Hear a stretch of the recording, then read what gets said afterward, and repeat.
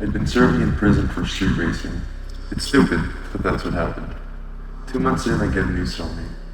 He's a nice enough guy, but he's scared of everything, and mumbles to himself. I get to know him. Turns out he's a paranoid schizophrenic. His name is Danny. Some nights, he wakes up screaming. He tells me about his delusions. He knows he's messed up. Except for that man, he says, I know they're not delusions. I'm not fucking crazy. I see those eyes every time I close mine. I'm never gonna unsee that red light. Then he starts rambling about how they come for him at night, and how he got himself in prison to stay safe. He don't tell me what he did to get locked up. He dodges a question every time. Fast forward a month, we become friends and he opens up a little. He tells me how he used to never sleep because that's when it would happen. When he would start to doze off, his body would start to feel really heavy, and he'd get a vibrating sensation in his limbs, like a heavier, slower version of the way you feel when your leg falls asleep. A humming noise will start out quiet and slowly get louder, and a bright white light fills the room, and then it slowly turns blood red as the hum reaches its peak pitch, like a skull-splitting tinnitus. He says he usually blacks out after that, but not always. Sometimes I see them. They don't want me to remember. I ask him what he means. He starts describing grays in great detail. I didn't believe in aliens at the time, so I thought he was totally nuts. He said they were short, with limbs longer in proportion to their bodies than humans, about 4 to 5 feet tall. They had gray, almost see-through skin. He said it looked more like a membrane than it did human skin. Massive black eyes that reflected everything like a mirror, and they smelled almost like a burning phone charger. I asked him about the smell, but he just shrugged and said it was hard to describe, that it didn't really smell like burning plastic or wire, but it was the only way he could word it since he'd never smelled anything quite like it before. He says he's getting uncomfortable, and talking about them for too long makes him anxious, so he goes to sleep. Next day we had art therapy and he gets all twitchy and starts drawing creepy shit. Basically we do it to let out our feelings because it's supposed to help people be less violent or something. I don't really know. I just start doodling. I'm usually a pretty chill guy and I didn't really have anything on my mind. Danny seems to enjoy these sessions for the most part, even though he's not very good. But this time it's different. He's super anxious, says he was up nearly all night, even though I was up and didn't hear him make a sound. He keeps scratching his neck obsessively, constantly chewing on his forefinger. Looks like he's on the verge of some sort of panic attack. The therapist tells him to try and draw what's upsetting him. Danny stares at the paper and charcoal for like half the session, and then starts feverishly drawing. He fills the entire page with shades of red, can barely make anything else out. It looks vaguely like a bedroom. You can see a blurry doorway, what looks like a bed, maybe a dresser. It's all messy. You can see 3 figures near the bed, blurry except for the eyes. They have these huge, pitch-black, almond-shaped eyes. They're surrounding the bed, with a fuzzy stick figure laying there, screaming. The therapist asks him to tell him what it is, and he just mumbles about a nightmare. I ask Danny about the art later. He tells me it's usually what happens when he sees the grays, but his therapist tells him it's a nightmare or sleep paralysis. The nightmares don't leave marks, he says. He turns around and shows me the base of his neck. There's a faded scar, a small, perfect circle with a triangle of 3 dots in the middle. He says he's woken up after nightmares with bruises in strange places on his body, other triangles made from dots. The therapist claimed it was just him, self-harming in his sleep, or sleepwalking, which is definitely bullshit. It's time for lockup. I don't feel like sleeping, so I get in bed to read.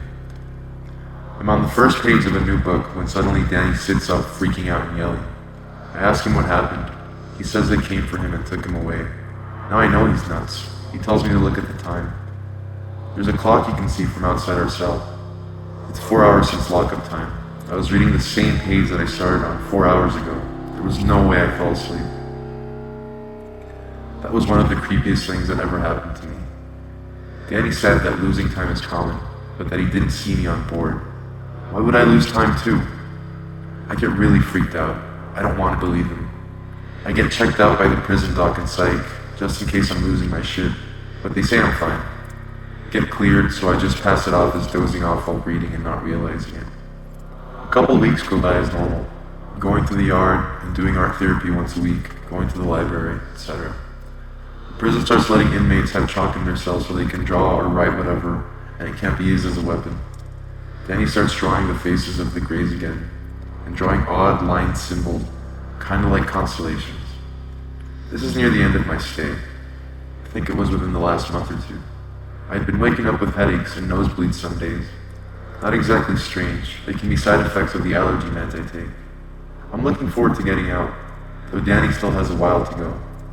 I still don't know what he did, or how long he had left. We stay up late one night, drinking shitty prison wine. The idiot who gave it to us messed it up and it tasted like vinegar and piss, but it got us drunk. We drink till we're on the verge of passing out when suddenly Danny freaks out. Do you hear that? Please tell me you don't hear that. It's the humming noise you mentioned. The noise gets louder and louder, and a higher whine can be heard over it, and Danny is pounding on the jail cell door screaming for help. No one comes. No prisoner tells us to shut up. No guard comes to slam their baton on the bars. What's happening? A bright, pulsating white light is filling the prison, searing my eyes. Suddenly it turns blood red and everything goes dead quiet. So quiet you can hear the blood rushing in your ears. I try to hide under my bed, but I can't move. It's like I'm made out of lead. My body is buzzing like it's made of bees. I start to panic, wanting to scream for help. I try asking Danny if he's okay, but I can't even open my mouth. I get the sudden feeling of being watched. In the glow of the red light, I can see shadows on the wall. They start moving around. Suddenly I feel a sharp pain in my head and get a mental image of myself frozen in the cell, with Danny a few feet behind me. It was like someone put a camera in the cell and I was watching. The image was gone, but I could sense something was next to me. Everything goes cold, and the vibrating gets worse and more violent, almost as if the cells in my body were being thrown around. I can feel myself being lifted off the ground. I close my eyes, and even though I'm not religious, I start to pray to anything that'll listen. The red light is seared into my retinas. I'm screaming inside, but nothing comes out. Suddenly, I'm in a room. It's steel-colored with no light source, but evenly lit to the point of no shadow. The next thing I see is the eyes Danny mentioned. They were horrible. Massive eyes that took up like a quarter of the face, almond-shaped and slanted like 45 degrees, pitch black. I could see my own terrified reflection in them. Those massive, wet, black voids reflected every inch of terror on my face. They were not remotely human. No drawing or Photoshop or mask has come close to how awful those things were. Their waxy, membrane-like skin almost pulsated. Images flashed through my head. Me and Danny, the aliens, the prison, pictures of planets, organs, stars. It gave me a massive headache. I don't know what they were trying to do. Suddenly, I'm in the prison hospital. They found me on the floor of the prison cell, with a blinding headache, lying in a pool of my own vomit and blood pouring from my nose. They found Danny huddled in the corner sobbing, his pants soiled, covered in scratches and bruises. The doctors and guards questioned me. They thought we were fighting, even though no one saw or heard anything at all. No one heard our screaming, the lights, the humming sound. I told them that we got drunk but didn't fight or anything. I had no idea what happened to Danny. They released me in time for dinner. My head is still pounding and my whole body aches, especially my neck. The IV helped, but I wanted to get actual food in my body. Danny wasn't in the cafeteria. I didn't see him for another 3 days. He told me they questioned him, asking why I attacked him. He says the wounds were self-inflicted, that he had a nightmare and he clawed and hit himself in his sleep. They kept him under observation to make sure he didn't try and hang himself or something. Neither of us wanted to talk about what happened that night. All he asked was, "You saw them too, didn't you?" I nodded. "You know that they're not going to let you go now, right? Once they set their eyes on you, you're in their sight for life." I'm obviously creeped out. Neither of us sleep well for the next few weeks. Nothing major happens until a few nights before I'm out. Just headaches and nosebleeds. I went to sleep, woke up in the middle of the night to the humming noise and bright red light. I think, please God, no, not again. I can't take this again. The humming died down and the light fades away. I breathe a sigh of relief and realize it was probably just sleep paralysis, which used to happen to me as a kid. I fall back asleep and wake up to the sound of guards yelling at me and slamming open the door. They tell me to get up and spread up against the wall, hands up. They start barraging me with questions. Where did Danny go? How did he get out? Did you help him? I keep telling them I didn't do anything and know nothing. They bring me to a room to interrogate me more. After a few hours of that, they let me go. They talked to some other inmates who were in my cell block. They didn't see anything either. A guard who was friendly told me the cameras caught nothing either. It's like Danny out and vanished. Danny was gone for 3 days. Cops put out an APB for him, thinking he escaped. On the last day, some convicts found him in the rec yard. His foot somehow pinched in between weights that were already on a bar. He had to go to the prison hospital for dehydration and some broken ribs, as I found out later. They never found him on footage on any camera, so there was an investigation to see if there was a cop trying to get inmates out. I don't know if anything ever came of that, but I know for a fact that it wasn't cops.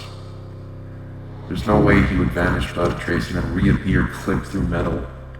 I never got to see Danny again. I left the day after he came back. He wrote me a few weeks after I left, telling me the night he vanished he saw the red lights again, and he hoped it would be the last either of us did. But we both kept seeing them. I don't have it happen often, but Danny probably does. Looking for his letters now. He had a few stories.